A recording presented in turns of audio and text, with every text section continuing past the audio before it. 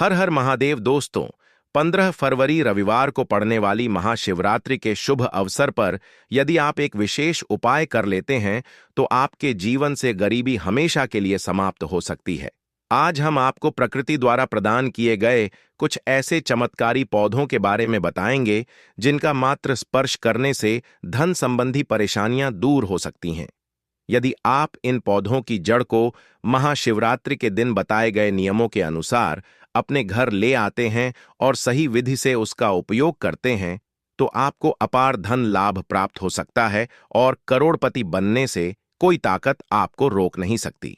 मैं माता रानी की सौगंध खाकर कहता हूं कि यदि आपने इस जानकारी को पूरे विश्वास और श्रद्धा से अपनाया तो आपकी सभी इच्छाएं पूर्ण हो सकती हैं।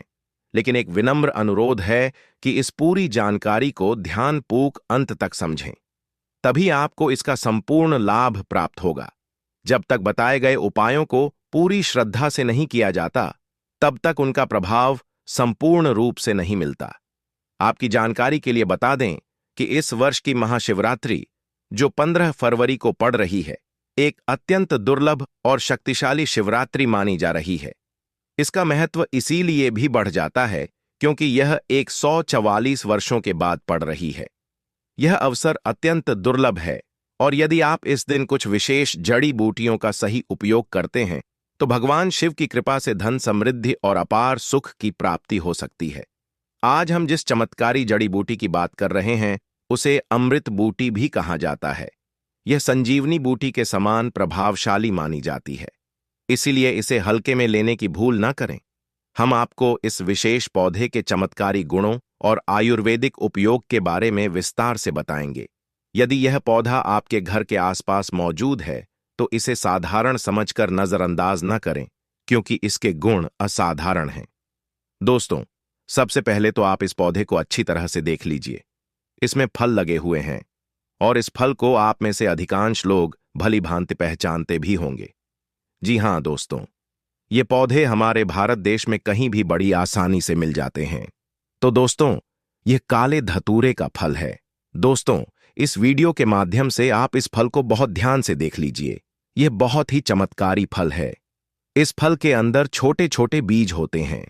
आज के इस वीडियो में हम आपको इस फल के बहुत ही दुर्लभ और चमत्कारी उपायों के बारे में बताने जा रहे हैं जो आपके जीवन की तमाम सभी प्रकार की परेशानी, कष्ट और दिक्कतों को यह फल पूरी तरह से खत्म कर देगा और आपके जीवन में आपको एक चमत्कारी और सकारात्मक बदलाव देखने को मिलेगा। दोस्तों, सबसे पहले इस बात को समझ लीजिए, अगर आपके ऊपर शनि की पीड़ा है या फिर आपके ऊपर शनि की 7.5 चल रही है, राहु केतु जैसे दुष्ट ग्रहों का अशुभ प्रभाव आपके जीवन पर पड़ा हुआ है, आपका भाग्य आपका साथ नहीं दे रहा है या किसी भी प्रकार के दोष से आप बहुत ज्यादा परेशान हैं, तो इस पौधे की जड़ आपको इन सभी प्रकार के दोषों से मुक्ति दिला सकती है।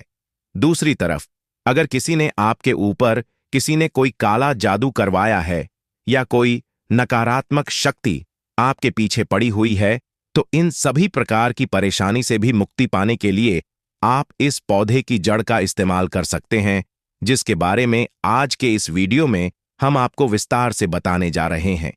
लेकिन सबसे पहले आप हमको कमेंट सेक्शन में यह जरूर बताइए कि आपके शहर में, आपके राज्य में काले धतूरा के पौधे को अन्य किस नाम से जाना जाता है। देखिए दोस्तों, सबसे पहले तो हमको माता प्रकृति को, हमारी पावन सनातन भूमि को बार बार नमस्कार करना चाहिए, बार बार धन्यवाद करना चाहिए, क्योंकि दोस्तों इस तरीके के अनमोल पौधे आज भी भारत भूमि में उपलब्ध हैं, वह भी फ्री में। दोस्तों, क्या पहले के जमाने में लोग नहीं रहते थे? वह लोग भी तो बीमार होते थे, उनके जीवन में भी तो परेशानी रहती थी। हॉस्पिटल और अंग्रेजी दवाइयां तो अब प्रचलन में आई हैं। हमारी प्रकृति में आज भी इतने पेड़ पौधे हैं जो बेहद चमत्कारी और उपयोगी हैं। बस इन पेड़ पौधों के बारे में अधिकांश लोगों को जानकारी नहीं है। प्रकृति ने गिफ्ट की तरह हमें उपहार में बहुत से पेड़ पौधे दिए हैं। दोस्तों, यह जो काला धतूरा है, यह विषैले जीव जंतुओं के लिए काल का काम करता है। कैसा भी विषैला जीव जंतु हो, उसको यह पौधा क्षण भर में खत्म करने का काम करता है। दूसरी तरफ तंत्र शास्त्र के अनुसार यह पौधा आपके जीवन के समस्त प्रकार के कष्टों को जड़ से नष्ट कर सकता है। आज के इस वीडियो में हम आपको काले धतूरे के उन चमत्कारी उपायों के बारे में बताने जा रहे हैं। वह कोई हवाई उपाय नहीं है। यह गुरु परंपरा से प्राप्त हुआ वह ज्ञान है जो कि आप लाखों करोड़ों रुपए भी खर्च कर देंगे तब भी आपको कहीं जानने को नहीं मिलेगा। इसीलिए दोस्तों, इस वीडियो को अंत तक बहुत ध्यान से देखिएगा, क्योंकि आज के वीडियो में हम आपको वनस्पति शास्त्र के अनुसार काले धतूरे के उन उपायों के बारे में बताने जा रहे हैं जिससे आपके जीवन में एक चमत्कारी और सकारात्मक बदलाव आएगा। लेकिन वीडियो में आगे बढ़ने से पहले आपसे निवेदन है, इस वीडियो को लाइक करके कमेंट बॉक्स में हर हर महादेव अवश्य लिख दीजिएगा। दोस्तों, काला धतूरा का पौधा अपने आप में संपूर्ण और एक दिव्य पौधा होता है जिसको वनस्पति शास्त्र में शिविर रूप भी बोला गया है। दोस्तों, कहने का मतलब यह है कि यह एक ऐसा पौधा है जिसमें भगवान शिव की दिव्य शक्तियों का वास होता है।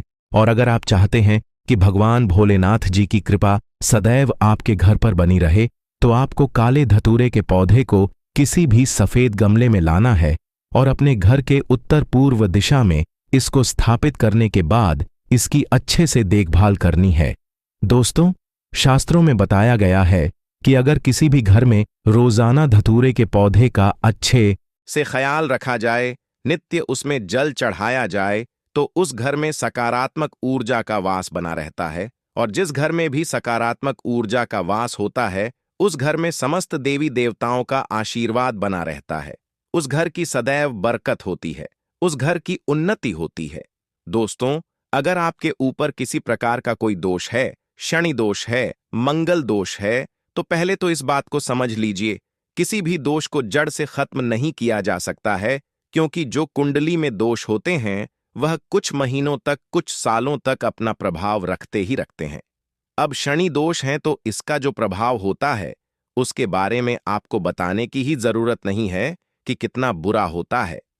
अब हमारे हिंदू धर्म में बहुत से ऐसे उपाय टोन टोटके हैं जिससे इन सभी प्रकार के दोषों को कम किया जा सकता है, इनका प्रभाव, इनके प्रकोप को कम किया जा सकता है। और अगर आप चाहते हैं कि आपके ऊपर जो भी दोष है उसका प्रकोप लगभग ना के बराबर हो जाए, तो काले धतूरे के पत्ते किसी भी शनिवार के दिन या मंगलवार के दिन आपको तोड़ करके लाना है और नहाने वाले पानी में इसको डालने के बाद इस पानी से नहा लेना है। यही उपाय अगर आप प्रत्येक मंगलवार और प्रत्येक शनिवार को करते हैं तो आपके ऊपर जो भी दोष होगा उसका प्रकोप लगभग ना के बराबर हो जाएगा और आपका भाग्य इस उपाय को करने के बाद जरूर ही प्रबल हो जाएगा, चमक जाएगा। अब दोस्तों, मान लीजिए आपके लाखों शत्रु हैं जो आपके पीछे पड़े हुए हैं, या आपके ऊपर किसी ने काला जादू, टोने टोटके, काली विद्या करवा दिया है और आप इस चीज को लेकर के बहुत ही ज्यादा परेशान हैं। तो बस आपको किसी भी सोमवार के दिन काले धतूरे की जड़ को अपने घर लेकर के आना है और इसको अच्छी तरीके से गंगा जल से धो लेना है। अब आपके घर का जो भी पूजा मंदिर है, पूजा घर है, वहां पर आपको जाना है। सबसे पहले यहां पर आपको एक घी का दीपक जलाना है। चांदी की ताबीज में या तांबे के ताबीज में आपको इस काले धतूरे की जड़ को धारण कर लेना है और अपने गले में इस ताबीज को पहन लेना है। सिर्फ इतना उपाय आपने किसी भी सोमवार के दिन कर लिया तो आपके लाखों शत्रु भी आपके खिलाफ खड़े होंगे, वह भी आपका कुछ नहीं बिगाड़ पाएंगे। क्योंकि दोस्तों, यह बात तो हर व्यक्ति जानता है कि भगवान शिव अगर किसी व्यक्ति को आशीर्वाद दे दें तो उस व्यक्ति का साक्षात्कार भी कुछ नहीं बिगाड़ सकता है, और इस पौधे की जड़ में भगवान शिव की दिव्य शक्तियों का वास होता है। दोस्तों, अगला उपाय है घर की बरकत का महा उपाय। अब दोस्तों, मान लीजिए आपके घर पर रोज लड़ाई, झगड़ा, वाद विवाद, क्लैश रहता है। आपके घर के लोग एक दूसरे को बिल्कुल भी देखना पसंद नहीं करते हैं, तो समझ जाइए आपके घर पर नकारात्मक शक्तियों का वास है। जिस घर में भी नकारा शक्तियों का वास होता है उस घर की कभी बरकत नहीं हो सकती है। तो आपको यह उपाय किसी भी सोमवार के दिन करना है जो कि हम आपको बताने जा रहे हैं, और आपके घर की हर परेशानी अपने आप ही पूरी तरह से खत्म हो जाएगी। तो किसी भी सोमवार के दिन आपको काले धतूरे के फल को कहीं से भी प्राप्त करना है। खोजने पर आसपास आपको आराम से मिल जाएगा। फिर आपको एक काला कपड़ा लेना है। उस काले कपड़े में आपको भगवान शिव का नाम लेते हुए इस फल को रख देना है। अब इस काले कपड़े की पोटली बना लेनी है। पोटली बनाते समय आपको काले धागे का इस्तेमाल करना है। अब इस पोटली को आपको अपने घर के मुख्य द्वार पर 21 दिन के लिए टांग देना है। 21 दिन बाद इसी काले कपड़े की पोटली को आपको ले जाना है और किसी भी बहती हुई नदी में विसर्जित कर देना है। देखिए, अगर आपने इतना कर दिया तो यह जो काले धतूरे का फल है, यह आपके घर की सारी बुरी नकारात्मक शक्तियों को सोख लेगा और अपने साथ लेकर बहा ले जाएगा। इसके बाद आपके घर पर सकारात्मक ऊर्जा का वास हो जाएगा। दोस्तों, इस बात का ध्यान रखिएगा। मैं अधिकांश वीडियो में यह बात बोलता रहता हूं, जिस घर में भी सकारात्मक ऊर्जा का वास होता है, उसी घर में देवी देवताओं का वास होता है, आशीर्वाद बना रहता है, उस घर की बरकत होती है, उस घर की उन्नति होती है। तो यह उपाय अगर आप करेंगे तो इसका लाभ आपको अवश्य मिलेगा। दोस्तों, वीडियो में आगे बढ़ने से पहले आपसे निवेदन था, अभी तक आपने वीडियो को लाइक नहीं किया है तो वीडियो को लाइक अवश्य कर दीजिए। दोस्तों, अगला उपाय है धन प्राप्ति का महा उपाय। दोस्तों, अगर आप चाहते हैं कि आपके घर पर धन का आगमन होता रहे, आपके घर में धन की वर्षा हो, तो दोस्तों बस किसी भी सोमवार के दिन काले धतूरे की जड़ को आपको लाना है और अपने घर के पूजा घर पर स्थापित कर लेना है। और प्रत्येक सोमवार को आपको भगवान शिव के बीज मंत्र का जाप करना है। इसी जड़ के सामने बीज मंत्र कहीं पर लिख लीजिए। श्री शिवाय नमस्तुभ्यम हम फिर से रिपीट कर दे रहे हैं। श्री शिवाय नमस्तुभ्यम या एयूएम नमः शिवाय भी आप बोल सकते हैं। अब इस बीज मंत्र का आपको सिर्फ 108 बार जाप करना है, क्योंकि 108 की जो संख्या होती है वह भगवान भोलेनाथ को अत्यंत प्रिय होती है। अगर यह उपाय आप करते हैं और प्रत्येक सोमवार को बीज मंत्र का जाप करते रहते हैं, तो इतना मात्र से दोस्तों मानकर चलिए आपके घर पर धन का आगमन बना रहेगा। आपके घर पर जो धन आएगा उसमें वृद्धि भी होगी। आपके घर पर सदैव भगवान शिव की कृपा बनी रहेगी। तो दोस्तों, यह कुछ ऐसे उपाय थे जो आपके जीवन में चमत्कारी और सकारात्मक बदलाव ला सकते हैं। इन उपायों को अवश्य करके देखिए। महाशिवरात्रि पर अगर आपने यह उपाय कर लिया तो मैं ईश्वर की सौगंध खाता हूं, आपके घर से गरीबी दूर भाग जाएगी। आप रातों रात मालामाल हो जाएंगे। मैं भगवान भोलेनाथ की सौगंध खाता हूं। इस वीडियो को अंत तक देखें। आपका भाग्य चमक जाए तो मुझे बताना, लेकिन वीडियो पूरा ही देखना। और वीडियो के अंत में आपको मैं एक ऐसे वृक्ष की डाली बताऊंगा, वह यदि आप हमारे द्वारा बताए गए तरीके से शिवरात्रि के दिन ले आता हो तो आपकी कायाकल्प बदल जाएगी। दोस्तों, अब से एक निवेदित है कि एक लाइक जरूर करें। अगर आप भगवान शिव जी से प्यार करते हैं, भोलेनाथ से प्यार करते हैं, माता पार्वती से प्यार करते हैं, तो एक लाइक जरूर करना।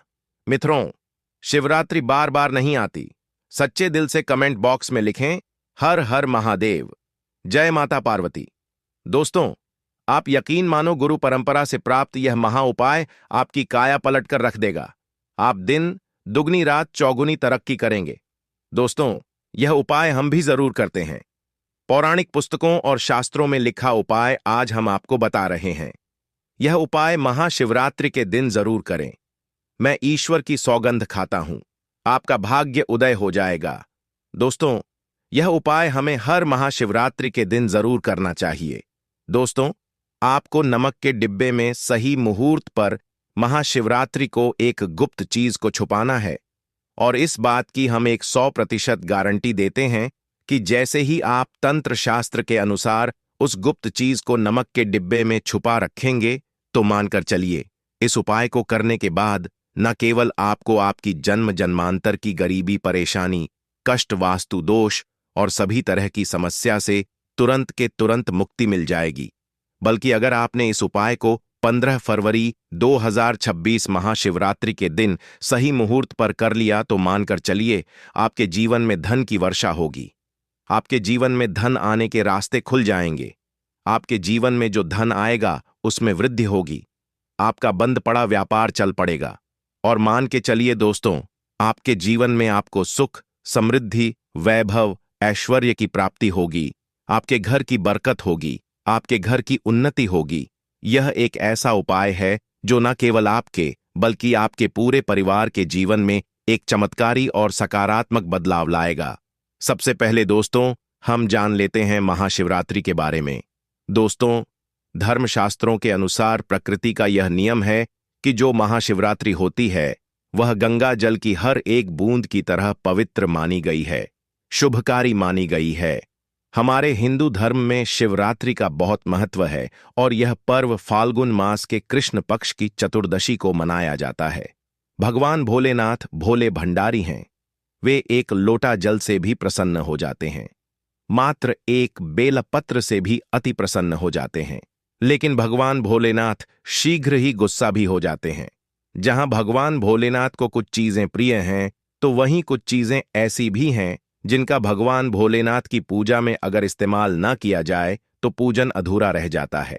वहीं कुछ चीजें ऐसी भी होती हैं जो अगर अनजाने में आप भगवान भोलेनाथ को अर्पित कर देंगे तो उससे भगवान भोलेनाथ आपसे रुष्ट हो जाएंगे।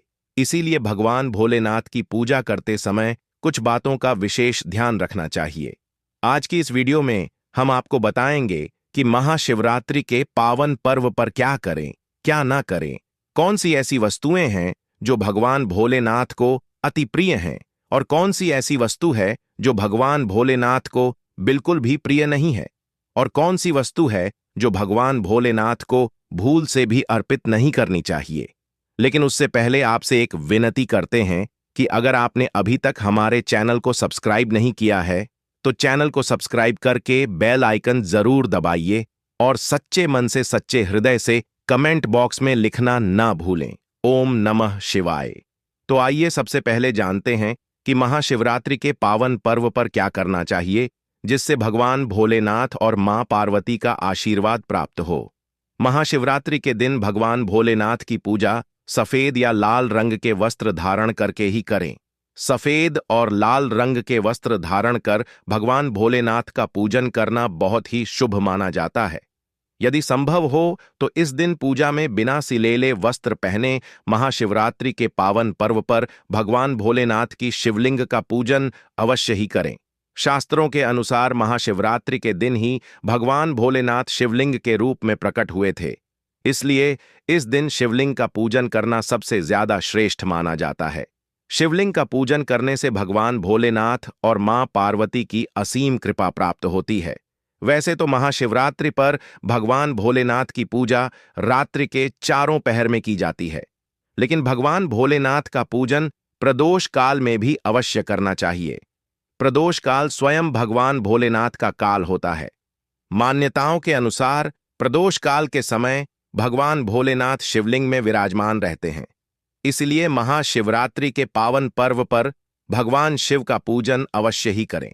दोस्तों, इस बार पंचांग के अनुसार फाल्गुन माह के कृष्ण पक्ष की चतुर्दशी तिथि की शुरुआत 15 फरवरी को शाम 5:04 से आरंभ होगी। इस तिथि का समापन अगले दिन 16 फरवरी शाम 5:34 पर होगा। महाशिवरात्रि व्रत के दिन भगवान भोलेनाथ जी की उपासना निश्चिता काल में की जाती है, इसलिए महाशिवरात्रि व्रत इस साल 15 फरवरी 2026 रविवार के दिन रखा जाएगा। दोस्तों, अब बात करते हैं कि आप लोग किस पहर में कितने समय पूजन कर सकते हैं। प्रथम पहर पूजन समय 15 फरवरी को शाम 6:11 से शुरू होगा और समापन रात 9:23 को होगा। दूसरा पहर पूजन समय 15 फरवरी को रात 9:23 से शुरू होगा और समापन अर्धरात्रि 12:36 पर होगा। तीसरे पहर पूजन समय रात 12:36 से शुरू होगा और समापन सुबह 3:47 पर होगा। दोस्तों, महाशिवरात्रि का अर्थ होता क्या है? तो सबसे पहले तो यह जान लीजिए। आप महा का अर्थ होता है महान, शिवरात्रि का मतलब होता है शिव की रात्रि, अर्थात भगवान शिव जी की महान रात्रि। महाशिवरात्रि इसलिए भी बेहद शुभ मानी जाती है क्योंकि कहा जाता है इस दिन किसी भी व्यक्ति ने भगवान भोलेनाथ की थोड़ी सी भी पूजा साधना क्रिया कर ली तो उस व्यक्ति के जीवन की सभी मनोकामनाएं पूर्ण हो जाती हैं। उस व्यक्ति के जीवन के हर कष्ट खत्म हो जाते हैं और उस व्यक्ति के जीवन में धन आना शुरू हो जाता है। इससे भगवान भोलेनाथ अति शीघ्र ही प्रसन्न हो जाएंगे और आपको मनचाहा वरदान देंगे। महाशिवरात्रि पर भगवान शिव के साथ माता पार्वती का पूजन भी अवश्य ही करें। ऐसा करने से आपको भगवान शिव के साथ माता पार्वती का भी आशीर्वाद प्राप्त होगा। दोस्तों, हमारे हिंदू परंपरा में शिवरात्रि का बहुत महत्व है और यह पर्व फाल्गुन मास के कृष्ण पक्ष की चतुर्दशी को मनाया जाता है। माना जाता है कि इसी दिन प्रकाश के रूप में शिव जी प्रकट हुए थे और शिव जी का विवाह माता पार्वती के साथ इसी दिन हुआ था। इस दिन अगर आप सिर्फ पूजा पाठ करते हैं तो यकीनन जीवन में सुखों की प्राप्ति होती है। दोस्तों, सभी लोग तमाम तरह के प्रयोग करते हैं, लेकिन अनजाने बस हम कुछ ऐसी गलतियां कर देते हैं कि पूजा में मिलने वाले पुण्य की जगह कहीं ना कहीं अभागी हो जाते हैं या फिर तुम्हारी पूजा ही निष्फल हो जाती है। ऐसे में वह कौन सी चीजें हैं जिन्हें भूल कर भी नहीं करना चाहिए? शिव जी की पूजा में और कैसे बचें, आइए जानते हैं। लेकिन दोस्तों, उससे पहले आपसे एक रिक्वेस्ट करते हैं कि वीडियो को लाइक करें, दोस्तों को शेयर कर दीजिएगा और सच्चे दिल से कमेंट बॉक्स में हर हर महादेव लिख दीजिए। आपने अभी तक चैनल को सब्सक्राइब नहीं किया है तो चैनल को सब्सक्राइब करके इस बेल आइकन को जरूर दबाइए। दोस्तों, सबसे पहले हम आपको बता दें, जब भी आप शिवालय जाएं और जल अर्पित करें तो जहां पर से जल बाहर निकलता है उसको कभी मत लांघे।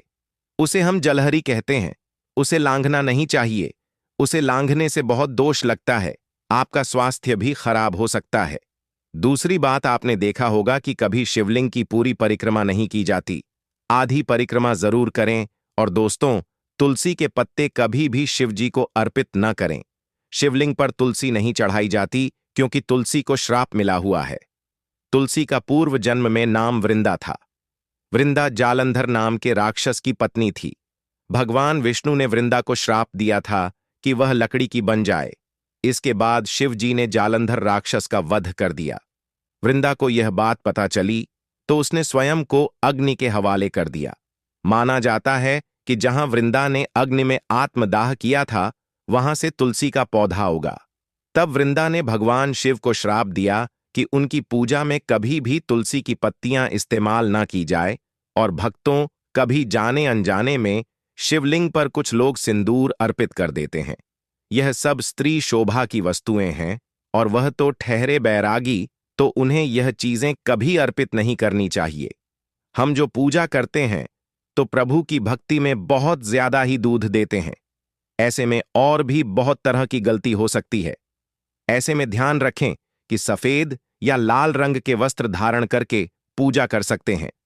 संभव हो तो इस दिन जब आप शिवलिंग पर जल अर्पित कर रहे हो तब जल के साथ दूध, दही, घी, शहद, शक्कर भी अर्पित कर सकते हैं। लेकिन शिवलिंग के ऊपर प्रसाद अर्पित नहीं करना चाहिए। आपको अगर प्रसाद अर्पित करना है तो नीचे किसी पात्र में रख कर अर्पित करें। दोस्तों, महाशिवरात्रि के दिन अगर आप रात के समय पूजा करते हैं, प्रदोष काल में करते हैं, तो आपको इसके फल ज्यादा मिलते हैं। हालांकि रात्रि जागरण का भी विधान है। भूल कर भी कुछ ऐसे फूल हैं जिन्हें शिवलिंग पर अर्पित नहीं करना चाहिए। यह दिन साक्षात मंगलकारी है। इस दिन भगवान शिव की पूजा अवश्य करें और भगवान भोलेनाथ आपके घर में स्थायी रूप से वास करने वाले हैं। ऐसे में दिल खोलकर भगवान शिव की उपासना और भक्ति में लग जाएं। दोस्तों, यह शुभ संयोग सालों के बाद बना है। महाशिवरात्रि के दिन आप व्रत अवश्य रखें। भगवान भोलेनाथ आपकी सभी मनोकामनाएं अवश्य पूर्ण करेंगे। ऐसे में अब जान लेते हैं महाशिवरात्रि के दिन कौन सी गलती नहीं करनी चाहिए जिससे कि शिव जी नाराज ना हो। और शिवरात्रि व्रत में यह फल तो कभी मत खाना, नहीं तो भगवान भोलेनाथ आपसे क्रोधित हो सकते हैं और आपका व्रत टूट सकता है। आइए जानते हैं कुछ ऐसी सावधानियां जिन्हें भूल कर भी नहीं करना चाहिए। भक्तों, शास्त्रों में बताया गया है कि व्रतधारी को उधार मांगकर फल आदि नहीं खाना चाहिए। इससे पाप लगता है और व्रत अधूरा रह जाता है। महाशिवरात्रि का व्रत हो या कोई और व्रत में पड़ोसियों से मांगकर फल वगैरह खाना नहीं चाहिए। व्रत में उधार मांगकर खाने से व्यक्ति का व्रत झूठा हो जाता है। ईश्वर की शरण में आने पर व्यक्ति को झूठ नहीं बोलना चाहिए, कर्ज नहीं लेना चाहिए, चुगली आदि नहीं करनी चाहिए। अगर व्रत के दौरान आपको कोई अपनी मर्जी से खाने के लिए कुछ देता है तो उसे आप खा सकते हैं। लेकिन व्रत में खुद मांगकर फल आदि खाना नहीं चाहिए। इससे पाप लगता है और व्यक्ति की पवित्रता भंग हो जाती है। भक्तों, सोमवार का व्रत हो या महाशिवरात्रि का व्रत, आपको नाशपाती नहीं खानी चाहिए। दरअसल इस फल का नाम नाशपाती यानी नाश करने वाला होता है, इसलिए इस फल को व्रत में नहीं खाना चाहिए। व्रत आदि को छोड़कर किसी और दिन आप इसे खा सकते हैं, लेकिन जिस दिन आपका व्रत हो उस दिन नाशपाती का सेवन बिल्कुल नहीं करना चाहिए और भगवान को भी नाशपाती नहीं चढ़ानी चाहिए। और दोस्तों, कभी भी बहुत समय से रखा हुआ कुत्तू का आटा आपका व्रत भंग कर सकता है। दरअसल पुराने आटे में घून और कीड़े पड़ जाते हैं जो ठीक तरह से दिखाई भी नहीं देते। ऐसा आटा खाने पर दरअसल आप सूक्ष्म जीवों का सेवन करते हैं और व्रत में अशुद्धता घोर पाप के बराबर मानी गई है। आपका व्रत इससे भंग हो जाता है। व्रत में ताजा खाना चाहिए दोस्तों। महाशिवरात्रि का दिन बड़ा ही पवित्र माना गया है, इसलिए यह 5 चीजें भगवान शंकर के पास कभी ना रखें। नंबर 1, जहां शिवलिंग रखा हो या महादेव की कोई भी प्रतिमा हो, वहां पर भूलकर भी जूते चप्पल लेकर जाना नहीं चाहिए। जरा सोचिए, जब आपके कमरे में कोई चप्पल लेकर प्रवेश करता है तो आपको कितना क्रोध आता है। तो इसी कारण महादेव भी आपसे नाराज हो जाते हैं और आपको मिलने वाला फल नष्ट हो जाता है। हमेशा मंदिर में नंगे पांव ही प्रवेश करें। नंबर 2, अक्सर महिलाओं को मासिक धर्म आ जाता है और वे बिना किसी को बताए पूजा पाठ कर लेती हैं, जो कि शास्त्रों में वर्जित माना गया है। भक्तों, अगर आपको शारीरिक अशुद्ध है तो घर के मंदिर में या बाहर के मंदिर में प्रवेश नहीं करना चाहिए। इससे देव शक्तियां नाराज होकर आपसे क्रोधित हो सकती हैं। ऐसे समय में शिवलिंग को छूना वर्जित माना गया है। भक्तों, ऐसी अवस्था में मंदिर या यात्रा में जाना, घर में पूजा पाठ करना, भगवान की प्रतिमा को छूना या तुलसी में पानी डालना वर्जित है। जब देवी शक्तियां नाराज होती हैं तो घर में कंगाली और गरीबी आने लगती है, लड़ाई क्लेश बढ़ने लगते हैं, तो ऐसा कभी मत करना। नंबर 3, शास्त्रों में बताया गया है कि जहां शिवलिंग होता है वहां पर सभी देवी शक्तियां सक्रिय रहती हैं। वास्तुशास्त्र के अनुसार शिवलिंग से हर वक्त ऊर्जा का संचार होता रहता है, इसलिए शिवलिंग पर जलधारा हमेशा होनी चाहिए जो ऊर्जा को शांत रखती है। कुछ लोग अपने घर में शिवलिंग तो रख लेते हैं, लेकिन वह कभी हफ्ते में एक बार जल चढ़ाते हैं, जो कि बिल्कुल भी अच्छा नहीं माना जाता है। अगर आप नियमित जल नहीं चढ़ा सकते हैं तो आप अपने घर में शिवलिंग कभी स्थापित ना करें, इससे उल्टा घर में प्रभाव पड़ सकता है। भक्तों, शास्त्रों में बताया गया है कि तुलसी और महादेव का बैर माना गया है, इसी वजह से शिवलिंग के पास तुलसी नहीं रखी जाती। कई लोग जाने अनजाने में शिवलिंग को तुलसी के गमले में रख देते हैं, इससे घर में परेशानी आना शुरू हो जाती है। भक्तों, घर का मंदिर हो या बाहर का मंदिर, किसी भी मंदिर में ऐसे व्यक्ति को प्रवेश नहीं करना चाहिए जिसने मांस का सेवन किया हो या जो शारीरिक रूप से अशुद्ध हो। ईश्वर के सामने हमेशा नहा धोकर और पवित्र मन लेकर ही जाना चाहिए, इससे सभी शक्तियां आपसे प्रसन्न रहती हैं। भक्तों, महाशिवरात्रि में महादेव को खंडित बेलपत्र कभी मत चढ़ाना, इसे अशुभ माना जाता है। पौराणिक मान्यताओं के अनुसार बेलपत्र चढ़ाने से शिव जी का मस्तक शीतल रहता है। बेलपत्र से भगवान शिव की पूजा करने से दरिद्रता दूर होती है और व्यक्ति सौभाग्यशाली बनता है। इससे हनुमान जी भी प्रसन्न हो जाते हैं, क्योंकि वे शिव के ही अवतार हैं। भक्तों, अब आप यह जान लें कि बेलपत्र का उपयोग और इसके लाभ कैसे मिलते हैं। नंबर 1, तीनों लोकों में जितने तीर्थ स्थल प्रसिद्ध हैं, सभी तीर्थ स्थल बेलपत्र के मूल भाग में स्थित माने जाते हैं। अगर बेल का वृक्ष घर के बीचों बीच या पूर्व दिशा में लगा हो तो घर में धन धान्य की कभी कमी नहीं रहती और परिवार खुशहाल रहता है। और जो व्यक्ति बेल के वृक्ष के मूल भाग की पूजा अर्चना करता है, उसे मृत्यु के पश्चात शिवलोक की प्राप्ति होती है। भक्तों, अब जानते हैं बेल पत्र से जुड़ी और कुछ खास बातें। दोस्तों, चतुर्थी, अष्टमी, नवमी, चतुर्दशी और अमावस्या, इन तिथियों को साथ ही संक्रांति के समय और सोमवार को बेलपत्र नहीं तोड़ना चाहिए। आप एक दिन पहले ही बेलपत्र तोड़कर रख लें। दोस्तों, बेलपत्र कभी बांसी या अशुद्ध नहीं होता। अगर आपको पूजा के लिए नया बेलपत्र नहीं मिल रहा है तो आप किसी दूसरे के चढ़ाए हुए